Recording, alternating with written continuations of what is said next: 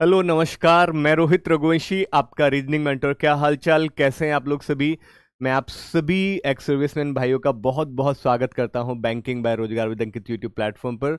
और आपके लिए एक बहुत ही शानदार सी वीडियो भी लेकर आया हूं कि अभी आपको भी पता है कि अंतिम 7 दिन आपके पास हैं। इन अंतिम 7 दिनों में क्या और बेहतर कर सकते हैं, कैसे आप एक सेफ अटेम्प्ट तक पहुंच सकते हैं, कैसे अपने आप को जो है सिक्योर कर सकते हैं, इस सब पर जो है इस वीडियो में चर्चा होगी। तो मैं आप सभी एक्स सर्विसमैन भाई से रिक्वेस्ट करता हूं कि बड़े ध्यान से सुनिएगा इस वीडियो को और फॉलो भी जरूर कीजिएगा। आप सभी वैसे तो कहीं ना कहीं इस चीज़ को लिए जाने ही जाते हैं कि अपने काम को पूरी जिम्मेदारी के साथ करना ये आप सबको आता है। तो इस चीज़ के लिए तो बोलना मेरे लिए कोई बहुत छोटी सी बात हो जाएगी। लेकिन हाँ, कि क्या आप अपने सब्जेक्ट रीजनिंग में, क्वांट में, इंग्लिश में किस तरह से आप और स्कोर को बढ़ा सकते हैं, तो उस चीज़ के लिए मैं जो है आपसे बात करूंगा। ज़रा ध्यान से सुनिएगा। आप सभी जानते हैं कि जो वैकेंसीज आई, अगर मैं बात करूं सिर्फ एक्स सर्विसमैन वालों के लिए या फिर डिसेबल्ड एक्स सर्विसमैन वालों के लिए, तो ये जो वैकेंसीज थी एक्स सर्विसमैन वालों के लिए 1361 थी। ओके, और डिसेबल्ड एक्स सर्विसमैन वालों के लिए जो थी वो 600 थी, और जो बैकलॉग है वो आपका 609 है। यानी कि ओवरऑल जो आपके पास है वो टोटल 2500 प्लस वैकेंसीज हैं। यानी कि इस बार हमारे एक्स सर्विसमैन भाइयों के पास भी वैकेंसीज बहुत अच्छी खासी है। और जब वैकेंसीज अच्छी होती हैं तो एक अवसर वाकई में यकीन मानिएगा कि इससे बेहतर हो नहीं सकता, राइट। क्योंकि वैकेंसीज अच्छी खासी होंगी तो कंपटीशन उतना नहीं आपके बीच होगा, और कट ऑफ का भी निश्चित कहीं ना कहीं कम जाना तय ही रहता है। और वैसे तो अमूमन आपकी तो कट ऑफ आपकी कम रहती ही है। लेकिन आइए एक बार देखते हैं कि क्या रह सकती है, क्या किस तरह की चीज़ें हो सकती हैं। देखिए, सबसे पहले मैं जो बात करूंगा एक्स सर्विस ईएसएम की ही बात करूंगा, एक्स सर्विसमैन की बात करूंगा। डिसेबल्ड एक्स सर्विसमैन वाले तो और अपने आप को 5-6 नंबर, 7-8 नंबर और कम ही मानकर चले, राइट। जैसे इस बार अभी प्री के रिजल्ट में देखा, प्री के रिजल्ट में कुछ ऐसे स्टेट्स भी थे जिसमें एक्स सर्विसमैन और डिसेबल्ड एक्स सर्विसमैन की कट ऑफ 0। यानी कि अगर उन्होंने नहीं कुछ किया होगा, राइट, तो भी वो जो है क्लियर हो गया। लेकिन अगर मान लीजिए दो दो क्वेश्चन किए, दोनों ही गलत हो गए, तो नेगेटिव हो गया, तो फिर नहीं, नेगेटिव ना हो। ठीक है, आप कोशिश करिएगा। आपसे फिर मेरा यही रहेगा कि तुक्का मत मारिएगा। क्योंकि एक सब्जेक्ट, एक या दो सब्जेक्ट ऐसे होते हैं, जीए और इंग्लिश। जीए और इंग्लिश में ना चाहते हो भी हम तुक्का लगा देते हैं। बस इससे थोड़ा सा बच कर रहिएगा। आप बस इतना अपने जहन में रखिएगा भी हमारा कट ऑफ बहुत ज़्यादा हाई नहीं जाता, राइट। आपकी लड़ाई जनरल वाले कैंडिडेट से नहीं है, ठीक है। आपकी अपने ही ग्रुप्स में है कि भाई आपका पहले से ही फिक्स रहता है कि हमारी, जैसे अगर जनरल की इस बार अगर कट ऑफ यूपी की 61.75 गई है, आपकी वही 35-36-40 के बीच में रहेगी। मतलब ऑब्वियस है, जनरल वालों से तो 20-22 नंबर का डिफरेंस रहता ही है, ठीक है। तो चलिए, जैसे अगर जनरल वाले कैंडिडेट्स की बात करता हूं तो मैं क्लियर कहता हूं कि रीजनिंग में आपको 30 तक करके आना ही चाहिए। 30 तक क्या पूरा एफर्ट लगाना चाहिए। लेकिन मैं आपसे बिल्कुल नहीं कहूंगा।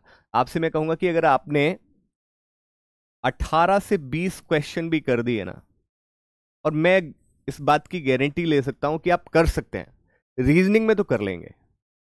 रीजनिंग में तो आप जरूर कर लेंगे, क्योंकि मिसलिनियस ही उतने नंबर का आता है। और मिसलिनियस आता उतने नंबर का, आपको तो बहुत अच्छे से सारी चीज़ों की प्रैक्टिस कराई गई है। आपने अगर ठीक तरीके से की है तो आप यहां से मार्क्स ले सकते हैं इतने तो, ठीक है। अगर मैं क्वांट की बात करूं तो क्वांट में आप आराम से 12-15 नंबर तक आप आराम से सोच सकते हैं। लेकिन अगर सही टेक्निक यूज की जाएगी, ठीक है ना, सेलेक्टेड चीजें पढ़ी होंगी जो मतलब कि जिसका आना तय ही है, और उसको आपने सही से प्रैक्टिस किया होगा, तो इतना नंबर आप खींच सकते हैं, ठीक है। इंग्लिश में आप ऑब्वियस है कि भी 15 से 18 नंबर आप जरूर ला सकते हैं इसमें, ठीक है। और जीए में तो आप देखिए, ये तो सीधा सा मामला, ये तो रटने वाला मामला है। आपको प्रॉपर, आपने अगर बैच लिया था तो उसमें आपने समझा होगा चीज़ों को, और फिर तो उसके बाद क्या करना है, सारा काम याद करने का ही है। अगर अच्छे से याद किया है आपने चीज़ें, तो आप भी 18-20 तक तो कर ही सकते हैं, ठीक है। इतना तो कर ही सकते हैं। बाकी इसमें और 1-1, 2-2 नंबर अगर कम कर लेंगे, यानी ओवरऑल अगर मैं आपको बता दूं, अगर आपने 55 से 60 के बीच में अगर आप रहे तो निश्चित आपको कोई नहीं रोक पाएगा, 50 से 60। और वैसे भी अगर इसको ओवरऑल सम करें ना तो ज़्यादा ही जाएगा। देखो 5 8 5 13, ठीक है, 2 3 4 और 2 6 और 1 7, देख लो हो रहा है ना, ज़्यादा ही हो रहा है। चाहे इसको जोड़ लीजिए, 8 2 10, 10 5 15, 15 15 और 8 23, 1 2 3 4 और 2 6। अगर मैं इसका मिनिमम वाला पार्ट भी देखता हूं, मिनिमम वाला पार्ट कि भाई 18 12 15 18, तो भी आपका 60 प्लस ही आ रहा है। ठीक है, अगर आपने इसका मिनिमम वाला पार्ट भी अगर ठीक से कर लिया तो भी काम हो जाएगा। बट याद रखिएगा, ये दो सब्जेक्ट ऐसे हैं जहां पर आपको अपनी एक्यूरेसी को बरकरार रखना होगा, क्योंकि यहां आपका मन लुभाएगा, और जहां आपका मन लुभाया, आपने कोई गलत मार्क किया तो वो नेगेटिव हो जाए, क्योंकि ऐसा नहीं है, आपकी भी नेगेटिव मार्किंग इसमें सबकी होगी। तो नेगेटिव मार्किंग होगी तो आपको जो है गलत टिक करने से बचना है, बस इतना ध्यान रखना। आपको तो सबसे सख्त हिदायत है ये वाली चीजें कि आप नेगेटिव मार्क मतलब कोई भी गलत ऑप्शन चूज ना कर दें। आता है, if you are 100% sure then आप मार्क करिए, अदरवाइज मत करिए। ठीक है, अब आप कैसे मार्क्स चुरा सकते हैं? आपने कह दिया सर आपने इतना बड़ा बड़ा नंबर तो लिख दिया, लेकिन कैसे चुरा पाएंगे नंबर, हमें बताइए तो सही। देखिए जीए के लिए तो सीधा सा मतलब है, जितना आप सारे काम छोड़ दीजिए 7 दिन के लिए। मैं समझ सकता हूं आपकी फैमिली होंगी, आपके बच्चे होंगे, जिम्मेदारियां हैं, आई कैन अंडरस्टैंड, बट 7 दिन के लिए अपने आप को सब कुछ अलग कर दीजिएगा। फैमिली को बोल दीजिएगा, वाइफ को बोल दीजिएगा कि भाई 7 दिन आप घर संभालिए सब तरह से। 7 दिन के लिए मैं बिल्कुल एकदम अलग एक कमरे में, बिल्कुल अलग, पूरा पूरा फोकस होके 7 दिन के लिए एग्जाम के लिए लग जाता हूँ। देखते हैं, पूरा एफर्ट मार के देखते हैं क्या निकल के आता है। बस ये 7 दिन इतना कर लीजिएगा। तो उस केस में आपको जीए को जो है, जीए में करंट अफेयर्स को जो भी आपको पीयूष सर ने पढ़ाया है, या आपके पास कोई कैप्सूल है, मान लीजिए 5-6 महीने की करंट अफेयर्स का पूरा कैप्सूल है आपके पास, उसको अच्छे से रट डालिए, जितना रट सकते हैं, 1 बार 2 बार जितना रट सकते हैं रटिए। ठीक है, और वैसे ही बैंकिंग अवेयरनेस के जो आपके पास प्रॉपर नोट्स हो, उसका एक बार फिर से रिवीजन कर लीजिएगा 1-2 बार। राइट, जितना ज्यादा आप रिवाइज कर सकते हैं उतना कर लीजिएगा, जितना ज्यादा करोगे उतना ही आपके जो है चांसेस हाई रहेंगे। ठीक है, राइट, अननेसेसरी इधर उधर के सेशंस को अभी बंद कर दीजिएगा देखना, बेवजह के सेशंस को जिसकी जरूरत ही नहीं है और आप फिर भी उस सेशन को देख रहे हैं, प्लीज बचिएगा। कोशिश करिएगा अपने पर ज्यादा समय डिवोट करें, ज्यादा से ज्यादा समय अपने पर खर्च कर पाए। ठीक है, क्योंकि परफॉर्मेंस आपको ही वहां देनी है। आप जब तक अपने आप सेल्फ ज्यादा से ज्यादा चीजों को नहीं कर रहे होंगे तो वहां पर फिर चीजें नहीं बेहतर हो पा रही होंगी। ये सबसे एक चीज जरूरी है। ठीक है, इंग्लिश में आप क्या कर सकते हैं, इंग्लिश में वही सेक्शनल एक टेस्ट लगाइए। ठीक है ना, इंग्लिश में आप सेक्शनल टेस्ट लगाइए। बाकी रीजनिंग और क्वांट में तो आप वही करिएगा कि भी जितना प्रैक्टिस कर सकें, जितना ज़्यादा से ज़्यादा क्विज के माध्यम से या सेक्शनल टेस्ट के माध्यम से आप प्रैक्टिस करिए। ठीक है, आपको बहुत ही सेलेक्टिव चीज़ें निकालनी है और करनी है। आपको ये तो बिल्कुल नहीं करना कि शुरू जैसे पेपर हुआ और शुरू से ही करना शुरू कर दिया। आपको तो बस ये देखना है कि मैंने किस टॉपिक में महारत हासिल की है, वो टॉपिक मेरे इसमें है, उस पर टूट जाइए, बस सीधा सा मतलब है। अगर अच्छे से मान लीजिए अल्फा न्यूमेरिक पढ़ा है और कोडिंग डिकोडिंग पढ़ी है, तो बस ये देखिए अल्फा न्यूमेरिक और कोडिंग डिकोडिंग कहाँ है। ब्लड रिलेशन मस्त पढ़ा है, देखिए कहां पर है।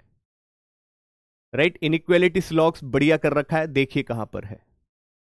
मशीन इनपुट आपने बहुत अच्छा कर रखा है, देखिए कहां पर है और उसको करिए ठीक से। सूझबूझ के साथ काम करना होगा।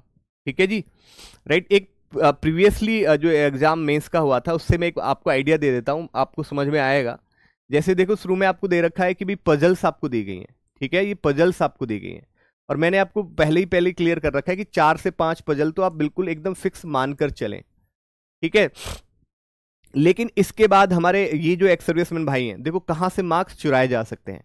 जैसे मीनिंग वर्ड बनाने के लिए मीनिंग वर्ड है, यहां से एक मार्क्स आप ले सकते हैं अगर इसको ढंग से पढ़ें और करें तो। ठीक है, अगर इसी तरह का पैटर्न, देखिए एग्जाम बहुत ज्यादा, क्लर्क अगर पीओ की बात करते हैं तो पीओ में थोड़ा सा लिटिल बिट चेंजेस होता है। हर बार एग्जामिनर पीओ के पेपर के साथ थोड़ा सा चेंजेस रखता ही है, लेकिन क्लैरिकल में बहुत ज़्यादा डिफरेंस नहीं मिलता। प्रीवियस जिस तरह का होता है उसी तरह की चीज़ें आपको जो है आगे नेक्स्ट में भी उसी तरह की चीज़ें देखने को मिल रही होती हैं। ठीक है, तो ये जैसे जैसे अल्फा न्यूमेरिक है तो आपको देखने को मिल सकता है, कोडिंग डिकोडिंग है आपको मिल सकता है देखने को, राइट। कोडेड डायरेक्शन आराम से कर सकते हैं अगर आपके एग्जाम में आपकी शिफ्ट में आ रहा है तो। ब्लड रिलेशन आप कर सकते हैं, कंडीशनल बेस्ड सीरीज आप जरूर कर सकते हैं, ठीक है। स्टेप बेस्ड सीरीज आप कर सकते हैं। न्यू पैटर्न अगर कोडिंग आया है तो इसको भी आप एक बार जरूर सोच सकते हैं, ठीक है। अगर इनमें से कोई लगता है कि भी जैसे स्क्वायर की आपने प्रैक्टिस की है तो आप सोच सकते हैं ईयर पे किया है, कोई ना कोई एक टाइप तो ऐसा जरूर निकल कर आ रहा होगा जिस पर आपने अच्छे से प्रैक्टिस की होगी, ठीक है। तो पहले आप मिसलिनियस को भी टारगेट अगर आपने कर लिया तो मैं मिसलिनियस की देखूं 1 और 5 6, 6 4 10, 10 2 12, 2 14 और 1 15, 15 4 19, 19 3 22। अगर 22 में से अगर आपने 15 16 नंबर का भी अगर आप कर बैठे और एक पजल आप करने में कामयाब हो गए, याद रखना स्पीड के साथ करना, कोशिश करना। अगर इतना भी कर दिया तो भी काम चल जाएगा, लेकिन अगर आपने इतने के साथ में अगर एक पजल को भी अगर अच्छे से बना पाए तो समझ लीजिएगा आपने आधी जंग जीत ली। अगर रीजनिंग में एक अच्छा स्कोर करने में कामयाब हो गए तो आधी जंग जीत ली आपने, ठीक है। कोशिश करनिएगा किसी एक सेक्शन में एक अच्छा स्कोर लाने का। आई एम नॉट सेइंग कि वो रीजनिंग ही हो, कोई भी सेक्शन हो, चाहे वो रीजनिंग हो, चाहे वो जीए हो, चाहे वो इंग्लिश हो, कोई एक सेक्शन को तो आप ये कह सको कि भाई मैं इसमें तो 20 प्लस ला सकता हूं, बाकी में फिर भले ही 15 16 15 14 15 ले आओगे चल जाएगा, 12 10 12। अगर मैथ में 12 भी ले आए लेकिन जीए में आपने कर दिया 18, इंग्लिश में आपने 15 16 कर दिए, चल जाएगा। एक सेक्शन में कम लेकिन किसी एक सेक्शन में ज्यादा, मतलब किसी एक सेक्शन का जो कम है ना वो दूसरे सेक्शन से आप उसकी बेतोड़ भरपाई कर पाए, तो वो बैलेंस करना है। अगर मैथ में अगर आपका कम हुआ है, मान लीजिए मैथ में आपने 10 किया है, मानकर चलिए मैथ में आपने 10 कर लिया लेकिन रीजनिंग में आप वहीं 22 कर बैठे, बैलेंस हो गया। जीए में आपने 22 कर दिया, इंग्लिश में आपने 17 कर दिया, 16 कर दिया, बैलेंस है, सही है, कोई इशू नहीं है। बैलेंस जरूर करना किसी एक सब्जेक्ट का दूसरे सब्जेक्ट के साथ में। ऐसा नहीं कि 10 मैथ में किए, 10 इंग्लिश में किए, 10 जीए में किए, तो फिर मुश्किल हो जाएगी। किसी एक सेक्शन के साथ दूसरे सेक्शन को बैलेंस करना। अगर किसी में कम है, बहुत कम हुआ है, तो दूसरे में किसी में ठीक हुआ होना चाहिए आपका, किसी के दोनों एक साथ आ जाएं फिर, ठीक है, ये ध्यान रखना, राइट। बाकी आप आराम से कर सकते हैं। ऑब्वियस है कि अगर आप हमारे रेगुलर सेशन को फॉलो कर रहे होंगे तो यहां से एक पजल तो आप पिक कर ही सकते हो, राइट। 20-22 मिनट में आप इसको करिए और 15-20 मिनट में से एक यहां से उठा लीजिए। आपको सारी पजल को टच नहीं करना, बस आपको एक बार चेक करना है कि किस पजल में मैंने ज्यादा से ज्यादा ध्यान दिया है, क्या वो ये पजल इसमें से दिख रही है, उस पजल को टारगेट कर लीजिए। क्योंकि देखिए सीधी सी बात है, मिसलिनियस आप आराम से 20-22 मिनट में कर जाओगे, 20-22-25 मिनट में, लेकिन उस 20 मिनट आगे का क्या करोगे? एक पजल ट्राई करके देख सकते हो। याद रखना, नहीं बन रही है तो छोड़ देना, बेवजह ऐसा ना हो कि मैंने 15 मिनट खर्च किए तो मैं अब बेवजह तुक्का मार देता हूं, नहीं।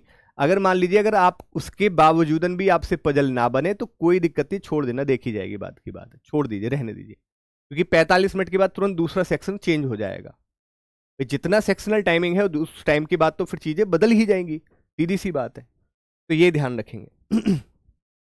क्वांट में आपको बहुत ध्यान से चीजों को चुराना होगा, जैसे कि पहले तो स्पीड मैथ से देखिएगा, क्वाड्रेटिक और अप्रोक्सीमेशन और एक मिसिंग, ये आपके लिए सबसे बड़ा रामबाण होगा। यानी कि यहां से आप छोड़े ना, 4 3 7 4 11 11 है तो 9 8 या 9 नंबर यहां से बनाइए जरूर हर हाल में। अगर इसमें भी अगर आप नहीं बना पाए तो फिर यहां से बनाना बड़ा मुश्किल हो जाएगा, ठीक है जी। फिर कोशिश करिएगा कि भी और क्या मिल सकता है आपको। अर्थमेटिक के कोई भी 2 से 3 टॉपिक तो आप जरूर स्ट्रांग करे होंगे, इतना तो मैं आपसे जरूर भरोसा मानता हूं। तो भाई आपने वही 3 से 4 अगर आपने यहां से अर्थमेटिक से भी बना लिए, 3 भी बना लिए, 2 से 3 भी अगर बना पाए तो भी काम हो जाएगा। और डीआई में कोई देखेगा कि अगर 1-2 क्वेश्चन, 2-3 क्वेश्चन अगर यहां से अगर चारों सेट में से 2 से 3 भी अगर मिल जाए, क्योंकि मैं इतना जरूर कहता हूं कि कोई एक सेट डीआई का जरूर इजी होगा, और जहां से आप, मैं ये नहीं कहता 5 के 5 क्वेश्चन निकल जाए, एक सेट डीआई के अगर 2 क्वेश्चन भी वहां से निकाल लिया और 2 डीआई सेट में से 2-2 क्वेश्चन, 1-1 2-2 क्वेश्चन निकाल लिए तो बात बनेगी। आपको बस ये देखना है कि डीआई सेट के 5 क्वेश्चन में से कौन से ऐसे क्वेश्चन हैं, 1 या 2 कौन से ऐसे क्वेश्चन है जो आसान है और जो आसानी से बन जाएंगे, बस ये देखना है आपको। अगर ये ढूंढने में कामयाब हो गए तो बात बनेगी आपकी, क्योंकि आपको पता है क्लियर, मुझे नहीं लाना 20 25 30 नंबर, मैं तो अगर 15 प्लस भी अगर मैथ में कर गया तो समझ लो बहुत बड़ी बात हो गई, बहुत बड़ी बात है अपने आप में। और चुराना है, एक सही रणनीति के साथ चुराना है, और निश्चित आपने चीजें करी होंगी, इसी तरह से आप कर सकते हैं। तो यहाँ से आप करेंगे तो आप आराम से 14-15 नंबर कर पाओगे और ठीक हो जाएगा वो। लेकिन जिसका मान लीजिए कोई हमारे कोई एक्स सर्विसमैन भाई जिसका मैथ में बहुत अच्छा रुझान रहा हो, तो उसके लिए तो बिल्कुल ओपन है, एक बिल्कुल जैसे तरह का पेपर आए देखने को करिएगा बढ़िया। ये मैं आपको प्रीवियसली जो 2023 में जो नोटिफिकेशन आया था, तो उसका एग्जाम मेंस का 2024 में हुआ था, तो उसका मैं एक बार आपको डेटा दिखा रहा हूँ। ठीक है, कि आप अगर इस पैटर्न पे इस तरह की चीजें आती है तो आप इस तरह से नंबर चुरा सकते हैं। इंग्लिश है, सेक्शनल टेस्ट दीजिए, कोशिश करिए एक आध रीडिंग कॉम्प्रिहेंशन, एक आध तो जरूर, मतलब मैं ये नहीं कहता कि सारे सारे क्वेश्चन, जो जो इजी इजी क्वेश्चन है ना वो निकालिएगा आरसी में से। आरसी में से जो भी इजी इजी क्वेश्चन हो उन्हें जरूर कर दीजिएगा। 15 है तो 15 है तो 7 और या 8 क्वेश्चन जरूर निकाल लेना, 7 तो निकाल ही देना। वैसे ही सेम क्लोज टेस्ट से भी डबल फ्लर्स को तो जरूर करिएगा, कोशिश करिएगा 2-3 क्वेश्चन हो जाएं डबल फ्लर्स के। राइट, एरर अगर आपने किया है तो ठीक है, नहीं किया है तो छोड़ देना। ठीक है, मैच द कॉलम अगर कर पाए तो कर लीजिएगा। अदरवाइज अगर 7 और 2-3 क्वेश्चन क्लोज टेस्ट के, 2-3 क्वेश्चन अगर डबल फ्लर के, इस तरह से अगर आप आराम से बनाने में कामयाब हो गए, मतलब 15+ अगर आप बनाने में कामयाब हो गए तो सही है। ठीक है, वो वेरी करता है पर्सन टू पर्सन। कोई हमारे सर ऐसे हो सकते हैं, एक्स सर्विसमैन भाई हमारे ऐसे हो सकते हैं जिनकी इंग्लिश अच्छी हो, लेकिन कुछ एक्स सर्विसमैन भाई हमारे ऐसे भी हो सकते हैं जिनकी इंग्लिश वाकई में भी वीक हो। लेकिन अगर उन्होंने 4-5 महीने 6 महीने से अगर लगातार वो मेहनत कर रहे हैं, पढ़ रहे हैं, तो निश्चित उन्होंने उस सब्जेक्ट पे सुधार तो किया होगा। मैं यही बता रहा हूँ कि आप इस तरह से चीज़ें कर सकते हैं। बाकी जीए में मैंने आपको क्लियर बता ही दिया है कि जीए में ज़्यादा नहीं, जीए में सिर्फ और सिर्फ याद का मामला होता है। इसमें कोई मामला ऐसा नहीं है कि जनरल वाला कैंडिडेट है या वो वाला। जीए में तो अगर आप जनरल वाला जो पढ़ रहा है वैसे आप पढ़ रहे होंगे, सही से आपकी मेमोरी अच्छी है, आपकी चीज़ें रिकॉल हो जाती, याद आ जाता है, चीज़ें जो पढ़ा है वो सही टाइम पे सही मौके पे याद आ जाती हैं, तो आप जनरल वालों से भी अच्छा स्कोर कर सकते हैं। जीए के अंदर तो ये है खास बात, जितना याद करोगे, जितना अच्छा से रट्टा लगाया होगा, सीधी सी कोई इसमें शॉर्टकट नहीं, जितना ज़्यादा से ज़्यादा पढ़ा होगा उतना ये काम दे जाएगा आपको। ठीक है जी, तो यहाँ से तो आप दीजिएगा, यहाँ तो सीधा करंट अफेयर्स को ज़्यादा से ज़्यादा, भाई जो भी आपके पास प्रॉपर जो नोट्स हों आपके पास वो देख लेना, या फिर आपके पास कोई कैप्सूल हो तो वहाँ से आप कर लीजिएगा। ठीक है, और बैंकिंग अवेयरनेस का जो भी आपने हमारा उड़ान बैच था, तो उस उड़ान बैच में पीयूष सर ने पढ़ाया ही था, तो उसके नोट्स को प्रॉपर एक बार दोबारा से रिवाइज कर लेना। ठीक है, कोशिश करना जितना ज़्यादा से ज़्यादा मैक्सिमम आप अटेम्प्ट कर पाएँ। ठीक है, जीए रीजनिंग आपको जो है एक अलग आयाम देगा, ये मैं पहले से कह के चल रहा हूँ, लेकिन जीए उन्हीं को देगा जिन्होंने जीए को ठीक से पढ़ा होगा। ठीक है, अच्छे से पढ़ा होगा। एग्जामिनर इतना निर्दयी नहीं है कि अगर जितने भी जीए के क्वेश्चंस आ रहे हैं वो सारे के सारे डिफिकल्ट आएंगे, ऐसा नहीं होता, ऐसा बिल्कुल नहीं होता। राइट, हम 20-25 क्वेश्चन मान सकते हैं यहाँ टफ आ गए, लेकिन बाकी का क्वेश्चंस तो आपकी आपकी रेंज में होंगे ना, वो तो आपके पढ़े आएंगे। तो अगर वो ठीक भाई वही होता है, जितना आपने मैटर पढ़ा है वो जितना स्ट्रांग पढ़ा होगा उतनी आपकी श्योरिटी होगी, उतना उतना आपका जो है चीज़ें कॉन्फिडेंट होगा आपको कि भाई हाँ ये है आपके अंदर, जितना पढ़ा है उसमें से है। वो तभी दिखता है जब आपने उसको पूरा कहते हैं कि भाई अब जो मैं पढ़ के आया हूँ उससे अगर उससे कुछ भी आया तो मुझसे छूटेगा नहीं। अगर इस कॉन्फिडेंस के साथ आएंगे तो डेफिनेटली आप जरूर वहां से नंबर चुरा लोगे। ठीक है, अब मान लीजिए थोड़ा जनवरी का पढ़ लिया, थोड़ा सितंबर का पढ़ लिया, 2024 का थोड़ा अक्टूबर का थोड़ा थोड़ा पढ़ लिया, कॉन्फिडेंस आ नहीं रहा है, तो पेपर में तो भूलेंगे ही, फिर कहेंगे पेपर टफ आया। ऐसा नहीं होता। ठीक है, चलिए जी, अगर आपको ये स्ट्रैटेजी पसंद आई हो तो प्लीज़ मुझे कमेंट में बताइए। और ये लगातार आपको जो है 7 दिन आपको बस यही काम करना है। अंतिम 7 दिन आपको क्या करना होगा, अंतिम 7 दिन, ठीक है जी, अंतिम 7 दिन सिर्फ और सिर्फ आप कोशिश करें, राइट, क्वांट और रीजनिंग में प्रैक्टिस ज़्यादा से ज़्यादा जितना कर सकते हैं, चाहे वो क्विज के माध्यम से कर रहे हो, चाहे वो सेक्शनल कोई टेस्ट आप देकर कर रहे हो, सेक्शनल मतलब इंडिविजुअल रीजनिंग का इंडिविजुअल इस तरह से सेक्शनल टेस्ट देकर कर रहे हो, राइट। जीए के लिए एकमात्र कुछ नहीं है, 7 दिन आप मैक्सिमम रिवीजन करिए, जितना याद कर सकते हैं, किसी नई चीज को मत पढ़िएगा इस दौरान। इस 7 दिन के दौरान में कोई नई चीज मत पढ़ना बिल्कुल भी। जो चीजें आपने पढ़ी हैं, जो चीजें आपने पढ़ी हैं बस उसी का रिवीजन होना चाहिए इन 7 दिनों में। इंग्लिश में बस वही, आप हो सके तो सेक्शनल डेली लगाइएगा, सेक्शनल टेस्ट लगाइएगा और अपने आप को कॉन्फिडेंट रखिएगा। ठीक है, राइट। और क्वांट को क्या करना है, क्वांट में तो सिर्फ प्रैक्टिस, कोशिश करिए 1-2 डीआई के सेट आप डेली लगा पाओ इन 7 दिनों में, 1-2 सेट डीआई के। अर्थमेटिक के भी क्वेश्चंस आप जरूर लगाइएगा, 10 से 15 क्वेश्चन डेली आप अर्थमेटिक के लगाइए। Exam oriented relevant SBI clerk mains से ही होने चाहिए। इस तरह की चीजों को करिए, निश्चित बेहतर होगा। ठीक है, चलिए जी, घबराइएगा मत। और मैं किससे कह रहा हूं, हमारे एक्सपीरियंस में आई से तो घबराने का तो कोई लॉजिक ही नहीं बनता। आप तो पूरे कॉन्फिडेंट हैं, राइट, और वो परफॉर्मेंस आपके अंदर दिखनी चाहिए एग्जाम के अंदर। जिस तरह से बॉर्डर पे आप जो है पूरा रहते हैं ना कॉन्फिडेंस के साथ में, वो बस आप एग्जाम में भी एक बार दिखा देना, निश्चित पॉजिटिव ही निकलेगा रिजल्ट। ओके जी, बहुत बहुत शुक्रिया, नमस्कार, थैंक यू सो मच।